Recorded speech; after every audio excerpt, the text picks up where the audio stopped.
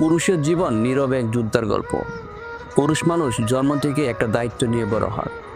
ছোটবেলা থেকেই শিখে তুই ছেলে, তোর অনেক কিছু সামলাতে হবে। এই সামলানোটা শুরু হয় পরিবার দিয়ে, আর শেষ কোথায় হয় কেউ জানে না। একজন পুরুষ সকাল থেকে রাত পর্যন্ত কাজ করে।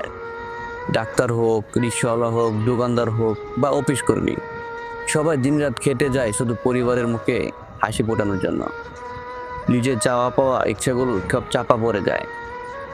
যেদিন ছুটি থাকে সেদিনও সে নিজের জন্য কিছু করে না। বাজার, বাসার কাজ, ঘুরতে যাওয়া সবই পরিবারের জন্য। নিজের জন্য সময় বলতে হয়তো রাতের এক কোণে একটু চুপচাপ বসে থাকা, কিংবা সিগারেটের 2 টান। পুরুষের সুখ কোথায় খুঁজে পায় জানেন?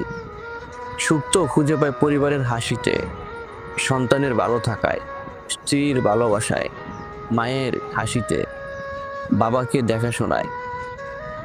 সে নিজের জন্য কিছু চায় না, শুধু চায় তার আপন মানুষগুলো ভালো থাকুক। পুরুষ আসলে এক যোদ্ধার নাম।